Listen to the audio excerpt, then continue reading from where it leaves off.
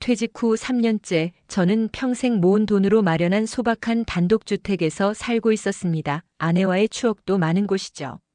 앞마당에 감나무 한 그루, 평상 위에 놓인 작은 의자 2개. 그게 제 세상 전부였죠. 아침마다 마당을 쓸고 저녁이면 아내와 나란히 앉아 차 한 잔 나눠 마시던 그 시간들. 평범했지만 그래서 더 소중했습니다. 그런데 그날 아들이 찾아왔습니다. 얼굴이 많이 어두웠어요. 아버지 죄송하지만 회사가 어려워졌어요. 대출금이 너무 버겁네요. 순간 가슴이 철렁 내려앉았습니다. 하지만 저는 웃었습니다. 아버지니까요. 괜찮다. 아버지가 있잖아. 그렇게 말하면서도 속으로는 알고 있었습니다. 이 집을 팔아야 한다는 걸. 40년을 일해서 모은 돈으로 산 이 집을. 하지만 망설임은 없었습니다. 가족이 무너지는 걸 볼 순 없었거든요. 결국 저는 집을 팔기로 했습니다. 그리고 등기를 아들 명의로 넘기며 이렇게 말했죠. 이제 이 집은 내가 지켜라. 아버지는 그걸로 충분하다. 그날 밤 아들은 울었습니다. 아버지, 정말 이 은혜는 평생 못 잊을게요. 정말 죄송해요. 그 말을 듣는 순간 저는 참 행복했습니다.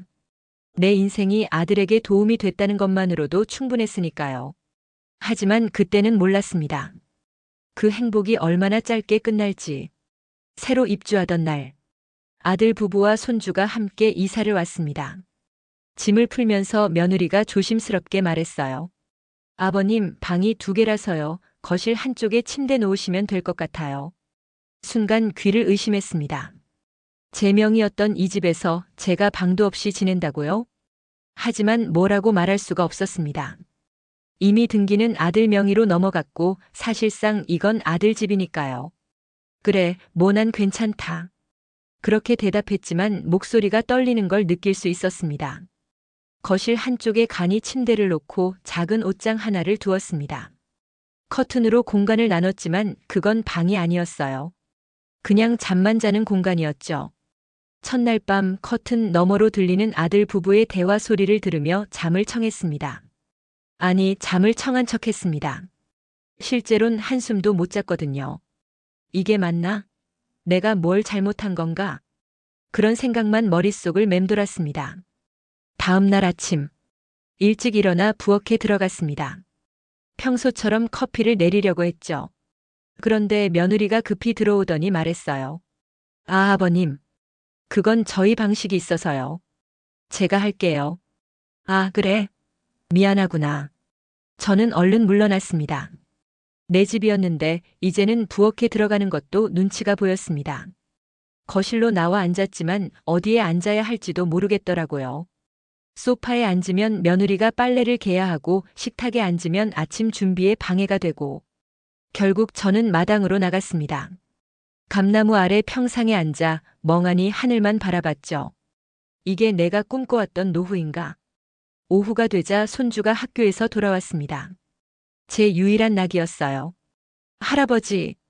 손주가 반갑게 인사하며 달려왔습니다.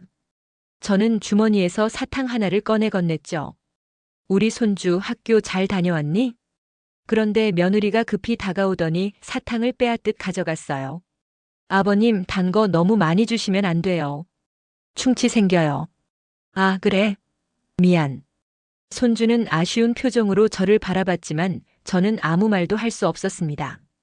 제가 손주에게 사탕 하나 주는 것도 간섭받는 신세가 됐습니다. 그날 저녁 식사 시간. 식탁에 둘러앉았지만 분위기는 무거웠어요. 아들은 피곤한 표정으로 밥만 먹고 며느리는 손주 밥 먹이느라 바빴습니다. 저는 조용히 밥을 먹으며 생각했습니다.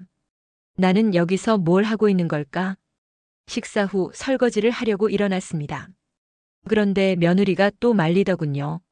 아버님, 괜찮아요. 제가 할게요. 아니야, 내가 할 수 있어. 아니에요. 저희 방식이 있어서요. 또 그 말이었습니다. 저희 방식. 저는 이 집의 방식에서 철저히 배제된 사람이었습니다. 며칠이 지나도 상황은 나아지지 않았습니다. 아니, 오히려 더 불편해졌어요. 제가 TV를 보고 있으면 며느리가 청소를 해야 한다며 눈치를 줬고 제가 화장실을 오래 쓰면 손주가 급하다며 재촉했습니다. 저는 점점 존재감을 잃어갔습니다. 아침에 일어나도 인사하는 사람이 없고 저녁을 먹어도 대화에 끼지 못했습니다. 그저 투명인간처럼 있으되 없는 사람처럼 지냈죠. 어느 날 밤, 거실 침대에 누워 천장을 바라보고 있는데 아들 부부의 대화 소리가 들렸습니다. 커튼 너머로 들리는 속삭임. 여보, 이거 언제까지 이래야 해? 좀 답답하지 않아? 며느리의 목소리였습니다. 조금만 참아. 아버지도 불편하실 거야. 아들의 대답. 불편한 건 우리도 마찬가지잖아. 애도 있는데 공간도 좁고. 그 순간 제 심장이 쿵 내려앉았습니다. 제가 짐이 됐구나. 내가 이 집에서 환영받지 못하는 존재구나. 그날 밤 저는 처음으로 울었습니다. 소리 내지 않으려고 이불을 입에 물고 울었어요. 60이 넘은 나이에 제 자식 집에서 눈치 보며 우는 제 모습이 너무 초라했습니다. 일주일이 더 지났습니다. 저는 점점 더 작아지고 있었어요. 아침에는 가장 늦게 일어나고 식사는 가장 빨리 끝내고 낮에는 주로 마당이나 근처 공원에서 시간을 보냈습니다. 집에 있으면 방해가 될까 봐요. 어느 날 오후, 공원 벤치에 앉아 있는데 옆집 아저씨가 지나가다 말을 걸었습니다. 이 형, 요즘 공원에서 자주 보네. 집에 무슨 일 있어? 아, 아니야. 그냥 날씨가 좋아서. 거짓말이었습니다.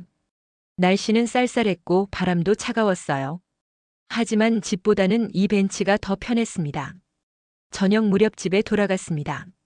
현관문을 열고 들어서는데 이상하게 분위기가 무거웠어요. 아들 부부가 식탁에 앉아 심각한 표정으로 대화를 나누고 있었습니다. 제가 들어서자 대화가 뚝 끊겼습니다. 다녀왔습니다. 아, 네. 아버지. 아들이 어색하게 대답했습니다. 저는 거실로 가서 조용히 앉았어요. 며느리가 주방에서 저녁 준비를 하는 소리, 손주가 방에서 노는 소리. 모두 제게는 멀게만 느껴졌습니다. 저녁 식사 시간.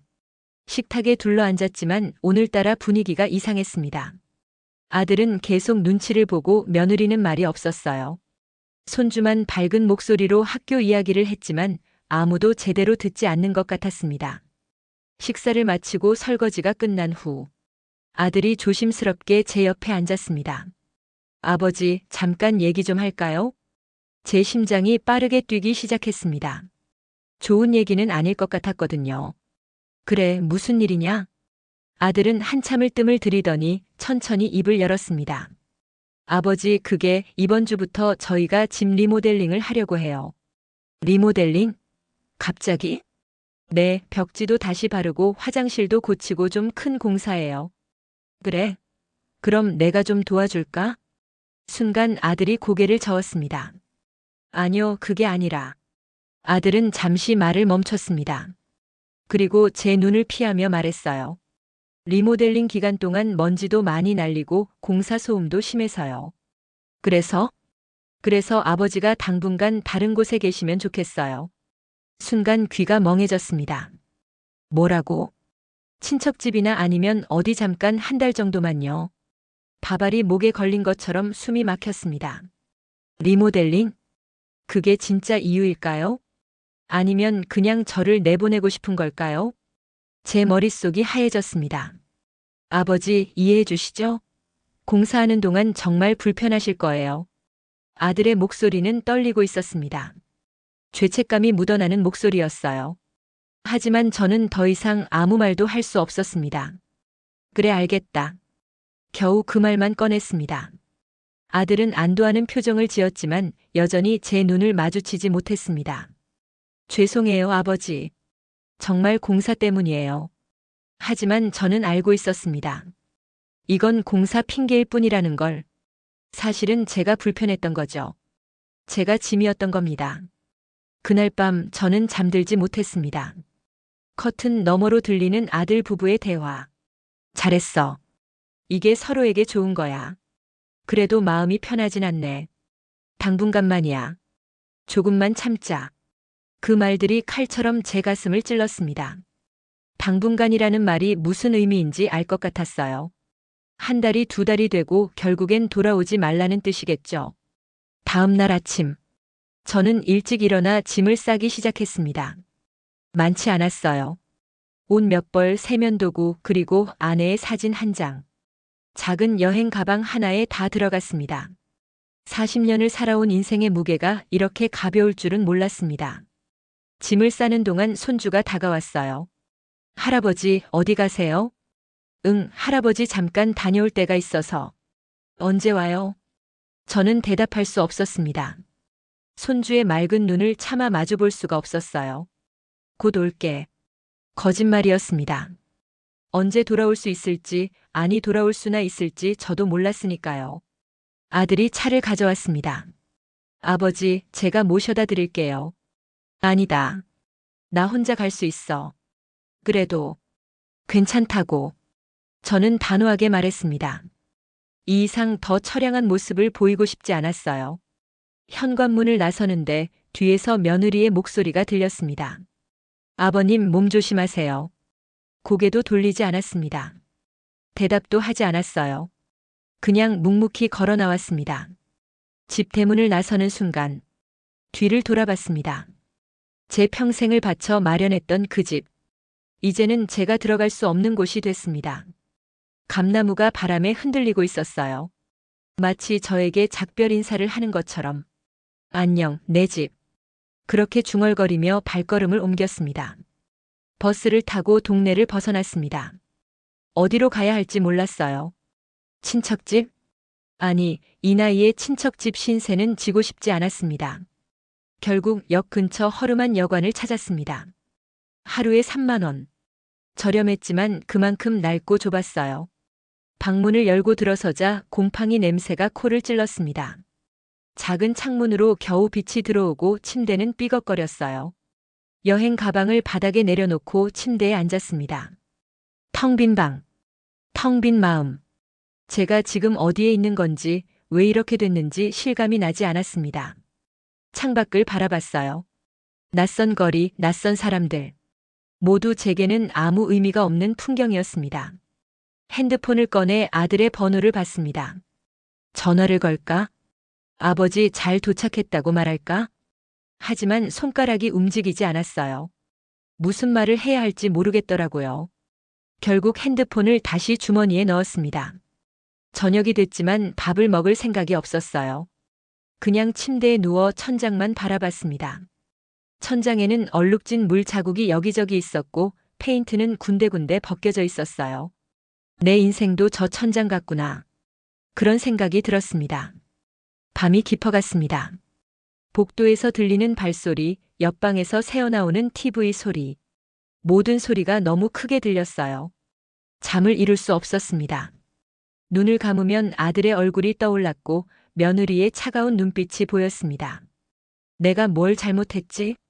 내가 너무 많은 걸 바랐나? 아들을 도와준 게 잘못인가? 그런 생각들이 머릿속을 가득 채웠습니다. 밤 11시. 핸드폰이 울렸어요. 아들이었습니다. 받을까 말까 고민하다가 결국 받았습니다. 여보세요. 아버지 잘 도착하셨어요? 응. 어디 계세요? 불편하진 않으세요? 괜찮다. 짧게 대답했습니다. 더 이상 말하고 싶지 않았어요. 아버지 죄송해요. 정말 공사 때문이에요. 알았다. 한 달만 참아주세요. 그럼. 저는 전화를 끊어버렸습니다. 더 이상 그 거짓말을 듣고 싶지 않았어요. 핸드폰을 침대 옆에 내려놓고 다시 천장을 바라봤습니다. 눈물이 흘러내렸습니다. 소리 내지 않으려 했지만 결국 참을 수 없었어요. 60이 넘은 나이에 여관방에서 혼자 우는 제 모습. 너무 비참했습니다. 내 인생이 왜 이렇게 됐을까? 내가 뭘 위해 이렇게 열심히 살았을까? 대답은 없었습니다. 그저 어둠만이 저를 감싸고 있을 뿐이었어요. 다음 날 아침. 일찍 눈이 떠졌습니다. 아니, 사실 잠을 제대로 못 잤어요. 세수를 하고 밖으로 나왔습니다. 아침을 먹어야 하는데 식욕이 없었어요. 근처 편의점에서 컵라면 하나를 사서 벤치에 앉아 먹었습니다. 뜨거운 국물이 목으로 넘어갔지만 맛은 느껴지지 않았어요. 그저 배를 채우기 위한 행위일 뿐이었습니다. 하루 종일 할 일이 없었습니다. 공원을 걷고 도서관에 가서 신문을 보고 다시 여관으로 돌아오는 게 전부였어요. 저녁이 되면 또 혼자 방에 앉아 시간을 보냈습니다. 이틀째, 사흘째, 나흘째. 매일이 똑같았어요. 아무도 저를 찾지 않았고 저도 아무에게 연락하지 않았습니다. 가끔 핸드폰을 보면 아들에게서 문자가 와 있었어요. 아버지 잘 지내시죠? 공사 잘 진행되고 있어요. 조금만 기다려주세요. 하지만 저는 답장하지 않았습니다. 뭐라고 대답해야 할지 몰랐거든요. 일주일이 지났습니다. 여관비를 내야 했어요. 주인 아주머니가 방문을 두드렸습니다. 아저씨, 일주일치 21만 원이요. 네, 여기 있습니다. 지갑을 꺼내 돈을 건넸습니다. 남은 돈을 세어봤어요. 100만 원 정도. 이 돈으로 얼마나 버틸 수 있을까요? 한 달? 두 달? 그 후엔 어떻게 해야 할까요? 막막했습니다. 열흘째 되던 날, 공원 벤치에 앉아 있는데 낯익은 목소리가 들렸습니다. 이 형. 고개를 들어보니 옆집에 살던 김 씨였어요. 아, 김 씨. 여기서 뭐 해? 이사 갔다며? 응, 잠깐 볼 일이 있어서. 그래? 얼굴이 안 좋아 보이는데 무슨 일 있어? 아니야, 괜찮아. 김 씨는 제 옆에 앉았습니다. 솔직히 말해봐. 우린 10년 넘게 이웃으로 지낸 사이잖아. 저는 한참을 망설이다가 결국 털어놨습니다. 집을 아들에게 넘긴 것, 불편한 동거, 그리고 결국 쫓겨나듯 나온 것까지 모든 걸 얘기했어요. 김 씨는 한숨을 쉬었습니다. 그럴 줄 알았어. 요즘 그런 경우 많다더라고. 뭐가? 자식한테 재산 다 넘겨주고 나중에 버림받는 거. 뉴스에도 나오고 그래. 나도 그런 꼴이 됐구나. 미안해, 형. 내가 너무 직설적이었나? 아니야, 사실이니까. 김 씨는 잠시 생각하더니 말했습니다. 형, 그냥 이렇게 있지 말고 아들한테 똑바로 말해. 형 집이잖아. 형이 산 거고. 명의는 아들이야. 이미 넘겼어. 그래도 말은 해야지. 이렇게 떠돌이 신세로 있을 순 없잖아. 하지만 저는 고개를 저었습니다. 됐어. 이미 늦었어. 형. 괜찮아. 나 혼자서도 잘 살 수 있어. 거짓말이었습니다. 전혀 괜찮지 않았고 혼자서도 잘 살 수 없었어요. 하지만 그렇게라도 말해야 제 자존심이 지켜지는 것 같았습니다. 김 씨는 더 이상 말하지 않았습니다. 그저 제 어깨를 툭툭 두드려줬어요. 형 힘내. 언젠간 좋아질 거야. 하지만 저는 믿지 않았습니다. 좋아질 거라는 말을. 2주가 지났습니다. 돈은 점점 줄어들고 마음은 점점 무거워졌어요. 매일 같은 여관방에서 잠들고 같은 공원을 걷고 같은 편의점에서 끼니를 때웠습니다. 내 인생이 이렇게 반복되는 일상으로 끝나는 건가? 어느 날 밤, 여관방에 누워 있는데 갑자기 가슴이 답답해졌습니다. 숨이 제대로 쉬어지지 않았어요. 이러다 죽는 건 아닐까? 그런 생각이 들었습니다. 하지만 이상하게도 두렵지 않았어요. 오히려 편할 것 같았습니다. 이 고통스러운 일상에서 벗어날 수 있다면 핸드폰을 집어들었습니다. 아들의 번호를 눌렀어요. 신호가 갔지만 받지 않았습니다. 한 번, 두 번, 세 번. 모두 신호만 가다가 끊겼어요. 바쁜가 보다. 그렇게 생각하려 했지만 마음 한구석이 무너졌습니다. 아들은 지금 제가 어떻게 지내는지 궁금하지도 않은 걸까요? 저는 핸드폰을 던져버렸습니다. 침대 옆 벽에 부딪혀 바닥에 떨어졌지만 죽지 않았어요. 그냥 그대로 두고 천장만 바라봤습니다. 눈물이 또 흘러내렸습니다. 이젠 울음도 익숙해졌어요. 매일 밤 우는 게 일상이 됐습니다. 내가 왜 이렇게 살아야 하지? 내가 뭘 잘못했길래? 대답은 없었습니다. 그저 어둠만이 저를 집어삼키고 있었어요. 3주가 지났습니다. 어느 날 아침 여관 주인 아주머니가 방문을 두드렸어요. 아저씨 괜찮으세요? 며칠째밖에 안 나가시던데. 네, 괜찮습니다. 밥은 드세요? 얼굴이 너무 수척해지셨어요. 먹고 있습니다. 거짓말이었습니다. 요즘 하루에 한 끼도 제대로 못 먹고 있었어요. 식욕이 없었거든요. 아저씨, 무슨 일 있으세요? 제가 도와드릴 일이라도. 아닙니다. 신경 쓰지 마세요. 아주머니는 한참을 망설이더니 말했습니다. 저기 혹시 필요하시면 우리 집 밥이라도 드시고 가세요. 그냥 여관비만 받는 게 마음이 불편해서요. 순간 코끝이 찡했습니다. 낯선 사람의 작은 호의가 이렇게 가슴을 울릴 줄 몰랐어요. 고맙습니다. 하지만 괜찮습니다. 그래도 정말 괜찮아요. 아주머니는 아쉬운 표정으로 돌아갔습니다. 저는 다시 침대에 누워 창밖을 바라봤어요. 하늘은 잿빛이었고 비가 내릴 것 같았습니다. 제 마음처럼.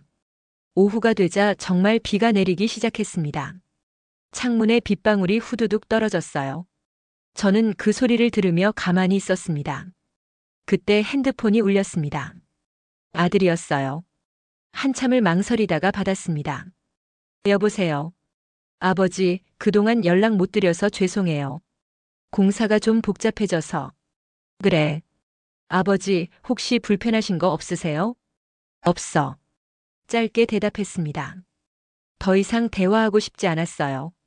아버지, 공사가 생각보다 오래 걸릴 것 같아요. 한 달 반 정도 더. 그 말을 듣는 순간 무언가가 툭 끊어지는 느낌이 들었습니다. 됐어. 네? 아버지? 더 이상 연락하지 마. 나도 연락 안 할 테니까. 아버지, 무슨 말씀을? 저는 전화를 끊어버렸습니다. 그리고 핸드폰을 꺼버렸어요. 더 이상 아무것도 듣고 싶지 않았습니다. 다음 날. 비는 그쳤지만 하늘은 여전히 흐렸습니다. 저는 여관을 나와 무작정 걷기 시작했어요. 어디로 가는지도 모른 채 그냥 걸었습니다. 한참을 걷다 보니 낯선 동네에 도착했습니다. 작은 교회가 하나 있었어요. 문이 열려 있어서 그냥 들어갔습니다. 안은 텅 비어 있었습니다. 저는 맨 뒤 자리에 앉았어요. 조용했습니다. 이렇게 조용한 공간이 이렇게 편할 줄 몰랐어요. 한참을 그렇게 앉아 있는데 누군가 제 옆에 앉았습니다. 고개를 돌려보니 목사님이었어요. 처음 뵙는 얼굴이신데 무슨 일로 오셨나요? 그냥 쉬고 싶어서요. 목사님은 고개를 끄덕였습니다. 힘드신 일이 있으신가 봅니다. 네. 말씀하고 싶으시면 들어드릴게요. 아니면 그냥 쉬셔도 좋고요. 저는 한참을 망설이다가 결국 모든 걸 털어놨습니다. 집을 아들에게 넘긴 것, 쫓겨나듯 나온 것, 여관에서 보낸 3주간의 고통. 모든 걸 얘기했어요. 목사님은 묵묵히 들어주셨습니다. 중간에 한 번도 끊지 않고 그저 들어주셨어요. 제 이야기가 끝나자 목사님이 천천히 입을 열었습니다. 많이 힘드셨겠습니다. 제가 뭘 잘못한 걸까요? 아무것도 잘못하지 않으셨어요. 다만, 때로는 사랑이 오해를 낳기도 합니다. 아버님의 희생이 아들에게는 부담으로 느껴졌을 수도 있어요. 부담이라고요? 네. 받은 게 너무 크면 오히려 어떻게 갚아야 할지 몰라 회피하게 되는 경우가 있습니다. 저는 그 말을 곱씹었습니다. 아들이 저를 피한 건 부담 때문이었을까? 하지만 그건 시간이 지나면 달라질 수 있습니다. 아들분도 결국엔 깨달을 거예요. 깨닫는다고 해도 전 이미 지쳤어요. 그럴 수 있습니다. 하지만 포기하지 마세요. 아직 끝이 아닙니다. 목사님의 말이 위로가 됐는지는 모르겠습니다.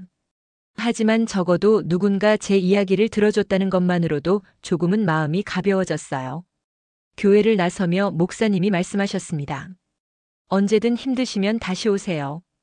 이곳은 항상 열려 있습니다. 감사합니다. 저는 고개를 숙여 인사하고 밖으로 나왔습니다. 하늘은 여전히 흐렸지만 조금은 밝아진 것 같았어요. 여관으로 돌아와 핸드폰을 켰습니다. 부재중 전화가 15통이나 와 있었어요. 모두 아들이었습니다. 문자도 여러 개 와 있었습니다. 아버지, 전화 좀 받아주세요. 걱정돼요. 어디 계세요? 제발 연락 주세요. 저는 문자를 하나하나 읽었습니다. 그리고 전화를 걸었어요. 신호음이 2번 울리자마자 아들이 받았습니다. 아버지, 왜 연락을 안 하세요? 얼마나 걱정했는지 아세요? 미안하다. 어디 계세요? 지금 당장 모시러 갈게요. 아니다. 괜찮아.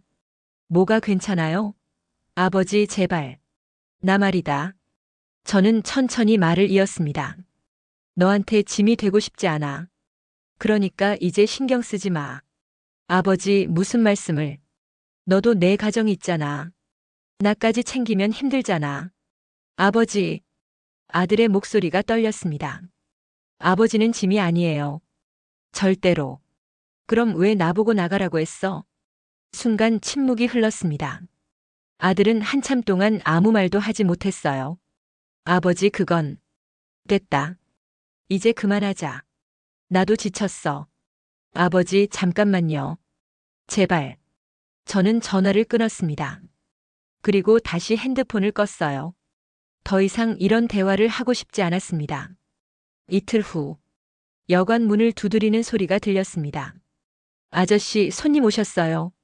손님? 누가 저를 찾아올까요? 문을 열자 아들이 서 있었습니다. 아버지, 어떻게 여길 알고? 주인 아주머니한테 물어봤어요. 근처 여관 다 찾아다녔어요. 아들의 얼굴은 수척했고 눈은 충혈돼 있었습니다. 며칠 밤을 제대로 못 잔 것 같았어요. 왜 왔어? 아버지 모시러 왔어요. 필요 없어. 돌아가. 아버지, 제발. 아들이 갑자기 무릎을 꿇었습니다. 여관 복도 한가운데서 아들이 제 앞에 무릎을 꿇은 겁니다. 뭐 하는 거야? 일어나.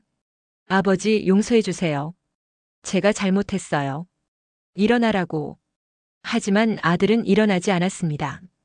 저는 정말 최악의 아들이었어요. 아들의 목소리가 떨렸습니다. 아버지가 집을 넘겨주셨을 때 전 너무 감사했어요. 정말로요.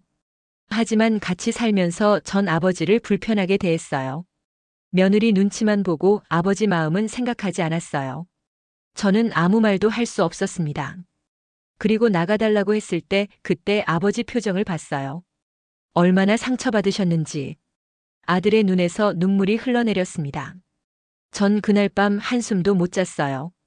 아버지가 어디서 주무시는지, 밥은 드시는지, 아프신 건 아닌지. 그럼 왜 진작 연락 안 했어? 무서웠어요. 아버지가 절 용서 안 해주실까봐. 저는 한숨을 쉬었습니다. 일어나. 창피하게. 아버지가 용서해 주실 때까지 안 일어날 거예요. 이 녀석이. 결국 제가 아들의 팔을 잡아 일으켰습니다. 아들은 일어서자마자 저를 끌어안았어요. 아버지, 정말 죄송해요. 정말로. 저도 모르게 아들의 등을 두드렸습니다. 됐어. 집으로 가요. 제발. 하지만 며느리도 기다리고 있어요. 사과하고 싶대요. 그래? 네. 그리고 아들이 잠시 말을 멈췄습니다. 사실 리모델링은 거짓말이었어요. 뭐? 아들은 저를 차에 태우고 어디론가 향했습니다. 어디 가는 거야? 조금만 기다리세요. 30분쯤 달렸을까요? 차가 멈춘 곳은 낯선 동네였습니다. 작은 빌라 앞이었어요. 여기가 어디냐? 따라오세요. 아들을 따라 빌라 2층으로 올라갔습니다. 아들이 문을 열었어요. 여기는 안은 깨끗하게 정돈돼 있었습니다. 작은 거실, 방 하나, 주방. 새 가구들이 놓여 있었고 커튼도 새로 달려 있었어요. 이게 뭐야? 아들이 천천히 말했습니다. 아버지 집이에요. 뭐? 아버지가 나가셨을 때 남겨두신 잔금 있잖아요. 응. 그 돈으로 제가 전세 계약했어요. 아버지 명의로. 저는 믿을 수가 없었습니다. 그럼 그날 나보고 나가라고 한 건 미리 준비하려고 한 거였어요. 아버지가 계실 곳을 먼저 만들어드리고 싶었어요. 그럼 왜 미리 말 안 했어? 아들이 고개를 숙였습니다. 그게 처음엔 일주일 안에 끝낼 생각이었어요. 그런데 전세 계약이 늦어지고 가구 배송도 늦어지고 그 사이에 아버지한테 연락도 못 드렸어요. 준비가 다 안 됐는데 말씀드릴 수가 없었어요. 저는 멍하니 집안을 둘러봤습니다. 주방엔 새 커피포트가 있었고 거실엔 제가 좋아하는 안락 의자가 놓여 있었어요. 그리고 창가엔 작은 화분이 하나 있었습니다. 감나무 화분이었어요. 저 화분은 아버지가 좋아하시던 감나무요. 묘목을 구해서 심었어요. 눈물이 핑 돌았습니다. 너 이거 언제부터 준비한 거야? 아버지가 저희 집에 오시기 전부터요. 뭐? 사실 처음부터 계획이었어요. 아버지를 잠깐만 모시고 바로 이 집으로 모시려고요. 그럼 왜? 제가 바보였어요. 준비하는 게 너무 오래 걸렸고 그 사이에 아버지를 제대로 모시지도 못했어요. 아들이 다시 고개를 숙였습니다. 며느리도 미안하대요. 처음엔 계획대로 하려고 했는데 아버지가 계시니까 자꾸 신경 쓰이고 예민해졌대요. 그래도 변명의 여지는 없어요. 저희가 잘못한 거예요. 저는 창문으로 다가갔습니다. 작은 마당이 보였어요. 비록 크지는 않지만 햇빛이 잘 들고 아늑했습니다. 아버지, 아들이 제 뒤에 섰습니다. 여기서 편히 지내세요. 주말마다 찾아뵐게요. 너희 집은? 저희는 저희 집에서 살고 아버지는 아버지 집에서 사세요. 그게 서로에게 좋은 것 같아요. 저는 고개를 끄덕였습니다. 사실 그게 맞는 말이었어요. 하지만 절대 멀어지는 게 아니에요. 그냥 각자 공간을 갖는 거예요. 알겠다. 그리고 아버지. 왜? 이 집 관리비, 공과금 다 제가 낼게요. 용돈도 드릴게요. 아니다. 그건 아버지가 저한테 해주신 것에 비하면 아무것도 아니에요. 제발 받아주세요. 저는 더 이상 거절할 수 없었습니다. 고맙다. 아니요, 제가 더 감사하죠. 아들이 저를 껴안았습니다. 이번엔 저도 아들을 꼭 안아줬어요. 며칠 후, 새 집에 정착하고 있는데 초인종이 울렸습니다. 문을 열자 며느리가 서 있었어요. 손에는 음식이 담긴 통을 들고 있었습니다. 아버님, 들어와. 며느리는 조심스럽게 들어왔습니다. 이거 제가 만든 건데요, 드세요. 고맙구나. 며느리는 한참을 망설이더니 말했습니다. 아버님 정말 죄송해요. 괜찮아. 다 지난 일이야. 아니요, 괜찮지 않아요. 며느리의 눈에 눈물이 고였습니다. 사실 저도 처음엔 아버님 모시고 싶었어요. 정말로요. 응. 근데 막상 같이 살다 보니까 제가 너무 예민해졌어요. 아버님이 뭘 하셔도 신경 쓰이고 제 방식이 무너지는 것 같고, 며느리는 손수건으로 눈물을 닦았습니다. 그런데 아버님이 나가시고 나서 제가 얼마나 이기적이었는지 깨달았어요. 아니야, 내 마음도 이해해. 아니요. 저는 정말 못된 며느리예요. 며느리가 고개를 숙였습니다. 사실 저도 어릴 때 아버지를 잃었거든요. 그래. 그래서 시아버님을 잘 모셔야겠다고 생각했어요. 근데 막상 모시려니까 힘들더라고요. 며느리는 쓴웃음을 지었습니다. 제가 생각했던 것보다 훨씬 어려웠어요. 그래서 도망치고 싶었던 것 같아요. 괜찮아. 누구나 그럴 수 있어. 하지만 이제는 달라지고 싶어요. 진짜 며느리로서 아버님을 대하고 싶어요. 고맙구나. 며느리는 다시 한번 고개를 숙였습니다. 앞으로 자주 찾아뵐게요. 그리고 맛있는 거 많이 해드릴게요. 그래, 기다릴게. 며느리가 돌아간 후 저는 창가에 앉았습니다. 감나무 화분을 바라보며 생각했어요. 모두 다 나름의 이유가 있었구나. 사람은 완벽하지 않습니다. 실수도 하고 상처도 주고 후회도 하죠. 하지만 그걸 인정하고 고치려는 마음이 있다면 그걸로 충분한 것 같았습니다. 한 달이 지났습니다. 저는 이제 제 이름으로 된 이 작은 집에서 살고 있습니다. 매일 아침 감나무 화분에 물을 주고 커피를 내려 마시며 하루를 시작합니다. 창문을 열면 작은 마당이 보이고 이웃들의 인사소리가 들려요. 주말이 되면 아들 가족이 찾아옵니다. 할아버지, 손주가 달려와 안기는 게 제일 행복한 순간이에요. 며느리는 항상 음식을 해와서 냉장고를 가득 채워놓습니다. 아들은 집안 이곳저곳을 살피며 고칠 곳이 없는지 확인하죠. 아버지, 여기 괜찮으시죠? 아들이 물을 때마다 저는 웃으며 대답합니다. 그래, 이젠 진짜 내 집 같다. 하지만 그 말엔 다른 뜻도 담겨 있습니다. 나는 내 집을 잃은 게 아니라 내 가족을 되찾은 거였습니다. 어느 일요일 오후, 아들 가족과 함께 마당에 앉아 차를 마셨습니다. 손주는 옆에서 그림을 그리고 며느리는 과일을 깎아주고 아들은 제 옆에 앉아 있었어요. 아버지, 행복하세요? 아들이 물었습니다. 저는 주변을 둘러봤어요. 작은 집, 작은 마당, 하지만 큰 사랑. 그래, 행복해. 그리고 속으로 덧붙였습니다. 이제 알았어. 집은 건물이 아니라 마음이라는 걸. 해가 지기 시작했습니다. 노을이 하늘을 물들이고 감나무 잎이 바람에 흔들렸어요. 저는 그 순간을 오래오래 기억하고 싶었습니다. 이 평화로운 순간을, 이 따뜻한 순간을. 시간이 흘러 6개월이 지났습니다. 감나무 화분은 이제 제법 자라서 작은 가지를 뻗었어요. 내년쯤이면 감이 열릴 수도 있을 것 같습니다. 오늘도 아들이 찾아왔습니다. 아버지, 오늘은 제가 점심 해드릴게요. 내가? 요리할 줄 알아? 와이프한테 배웠어요. 아들이 주방에서 음식을 만드는 소리가 들렸습니다. 서툴지만 정성이 느껴졌어요. 점심을 먹으며 아들이 말했습니다. 아버지, 그때 일 생각하면 아직도 죄송해요. 또 그 얘기야? 이제 그만해. 하지만, 됐어. 다 지난 일이야. 그리고, 저는 아들을 바라봤습니다. 그 일이 없었으면 우리가 이렇게 가까워지지 못했을 거야. 정말요? 응. 때로는 아픔을 겪어야 진짜 소중한 걸 깨닫게 되거든. 아들이 미소 지었습니다. 아버지는 정말 대단하세요. 뭐가? 그렇게 쉽게 용서하시잖아요. 저는 고개를 저었습니다. 용서가 쉬웠던 건 아니야.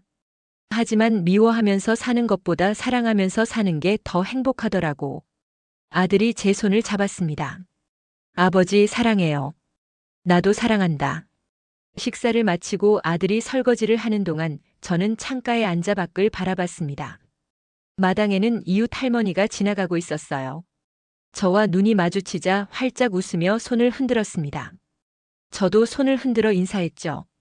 이 동네에 온 지 반년 만에 이웃들과도 많이 친해졌습니다. 매주 수요일엔 동네 어르신들과 공원에서 게이트볼을 하고 금요일엔 경로당에서 바둑을 둡니다. 혼자지만 외롭지 않아요. 아니, 혼자여서 더 자유로운지도 모르겠습니다. 아버지, 설거지 끝났어요.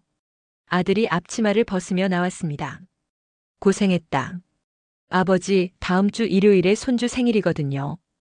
벌써? 네. 저희 집에서 작은 파티 할 건데 오시겠어요? 당연하지.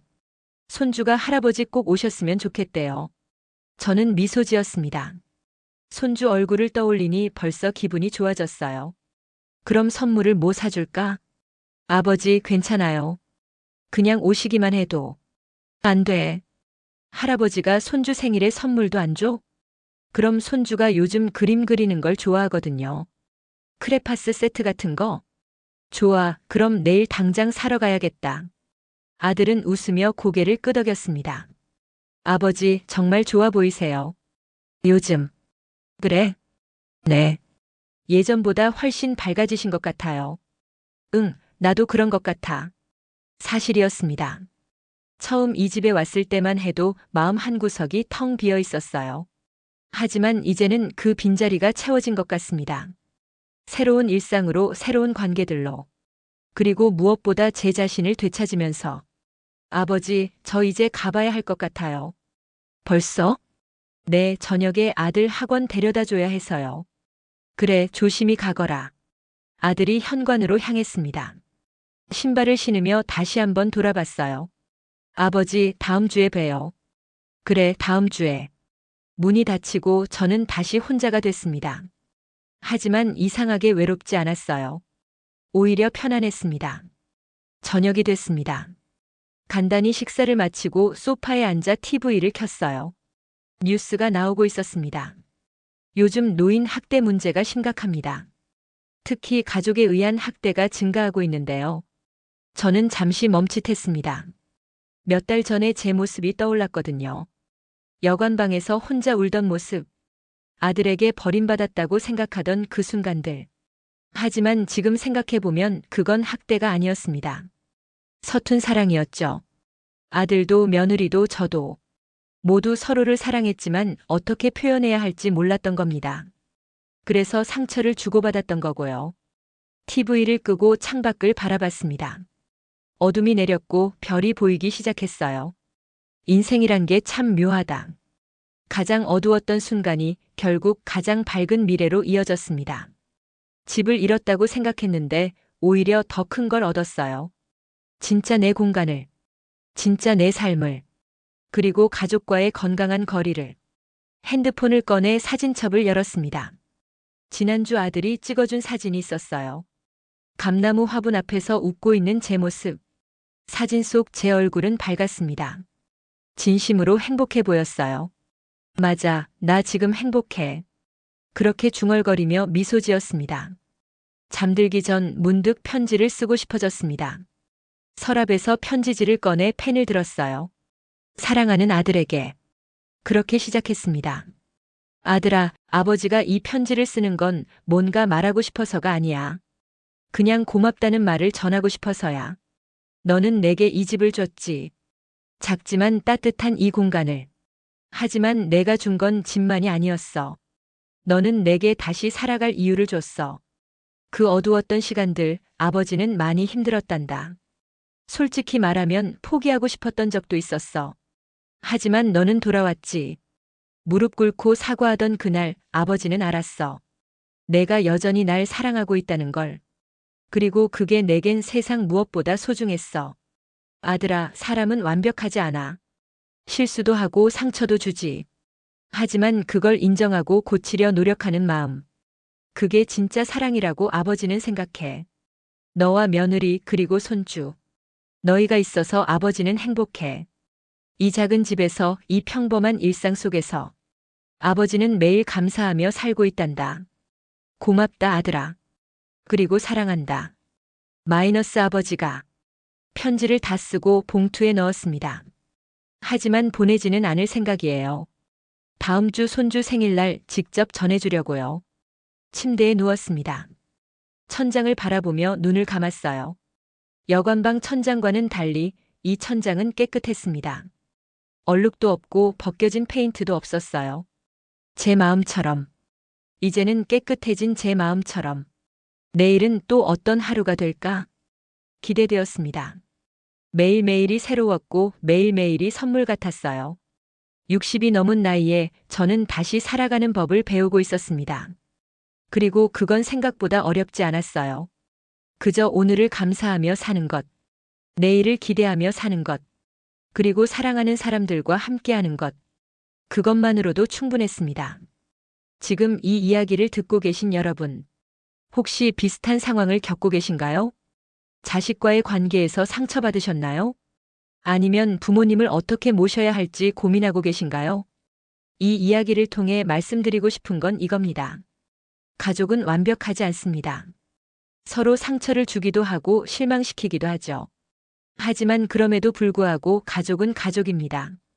조금만 더 이해하고 조금만 더 기다려주고 조금만 더 솔직해진다면 분명 길은 보일 겁니다. 부모의 희생은 때로 오해로 가려집니다. 자식의 사랑은 때로 서툴게 표현되죠. 하지만 진심은 결국 제자리를 찾아옵니다. 시간이 걸릴 수도 있고 아픔을 겪어야 할 수도 있습니다. 하지만 포기하지 마세요. 효도는 거창한 게 아닙니다. 돈을 많이 들이는 것도 큰 집을 사들이는 것도 아니에요. 그저 부모님의 마음을 이해하고 진심으로 대하는 것. 그리고 건강한 거리를 유지하며 서로를 존중하는 것. 그게 진짜 효도입니다. 그리고 부모님들께도 말씀드리고 싶습니다. 자식에게 모든 걸 주는 게 사랑이 아닙니다. 때로는 거리를 두는 것도 독립적인 삶을 사는 것도 사랑입니다. 자식의 삶을 존중하고 본인의 삶도 소중히 여기세요. 그게 서로에게 더 건강한 관계를 만들어줍니다. 이 이야기의 주인공처럼요. 그는 가장 어두운 순간을 겪었지만 결국 빛을 찾았습니다. 혼자만의 공간에서 자신만의 삶을 되찾으면서요. 그리고 그 과정에서 가족과의 관계도 더 단단해졌습니다. 집은 건물이 아닙니다. 집은 마음입니다. 사랑하는 사람들이 있는 곳, 평화로운 마음으로 돌아갈 수 있는 곳, 그곳이 진짜 집입니다. 여러분도 그런 집을 가지고 계신가요? 만약 아직 찾지 못하셨다면 지금부터라도 만들어 가세요. 너무 늦은 건 없습니다. 60이 넘어서도 70이 넘어서도 새로운 시작은 가능합니다. 이 이야기의 주인공이 증명했으니까요. 오늘도 어딘가에서 누군가는 외로움과 싸우고 있을 겁니다. 가족에게 상처받고 삶에 지쳐 있을지도 모릅니다. 그분들께 이 이야기가 작은 위로가 됐으면 좋겠습니다. 그리고 희망이 됐으면 좋겠습니다. 어둠 끝에는 항상 빛이 있다는 것, 상처 뒤에는 치유가 온다는 것, 그리고 사랑은 결국 이긴다는 것. 그걸 기억해 주세요. 다시 그의 집으로 돌아옵니다. 지금은 밤 10시. 그는 침대에 누워 있습니다. 창문 너머로 달빛이 들어오고 감나무 잎이 바람에 살랑거려요. 그는 눈을 감으며 중얼거립니다. 고맙습니다. 오늘도. 누구에게 하는 말일까요? 아들에게? 며느리에게? 손주에게? 아니면 자기 자신에게? 아마 모두에게일 겁니다. 그리고 이 삶에게. 다시 시작할 기회를 준 이 삶에게. 그는 미소 지으며 잠에 듭니다. 내일 아침이면 또 새로운 하루가 시작될 거예요. 감나무에 물을 주고 커피를 마시고 이웃들과 인사를 나누겠죠. 그리고 주말이 되면 사랑하는 가족들이 찾아올 겁니다. 이제 그에게 집은 하나가 아닙니다. 이곳도 집이고 아들의 집도 집이에요. 그리고 무엇보다 그의 마음이 집입니다. 사랑으로 가득 찬 그 마음이. 화면이 서서히 어두워집니다. 하지만 완전히 어두워지기 전 마지막 장면이 보여요. 감나무 화분. 작은 가지 끝에 조그만 꽃봉오리 하나가 맺혀 있습니다. 봄이 오면 꽃이 피고 여름이 지나면 열매가 열릴 거예요. 마치 이 이야기처럼. 어두운 겨울을 지나 다시 봄이 온 것처럼. 그리고 화면이 완전히 꺼집니다. 하지만 우리는 압니다. 이야기는 여기서 끝나지 않는다는 것을. 그의 삶은 계속될 거고 새로운 이야기들이 펼쳐질 거라는 것을. 그리고 그 모든 이야기의 중심에는 사랑이 있을 거라는 것을. 여러분, 긴 이야기 들어주셔서 감사합니다. 오늘의 이야기가 여러분의 마음에 작은 울림이 됐기를 바랍니다. 그리고 기억해 주세요. 인생에서 가장 중요한 건 재산도 명예도 아닙니다. 사랑하는 사람들과 함께하는 시간. 그리고 서로를 이해하고 용서하는 마음. 그게 진짜 행복입니다. 지금 옆에 있는 가족에게 한마디 건네보세요. 사랑해, 고마워, 미안해. 그 한마디가 세상을 바꿀 수 있습니다. 적어도 여러분의 세상은 분명 바꿀 수 있을 거예요. 오늘도 좋은 하루 보내시고 사랑하는 사람들과 행복한 시간 보내세요. 다음에 또 좋은 이야기로 찾아뵙겠습니다. 감사합니다.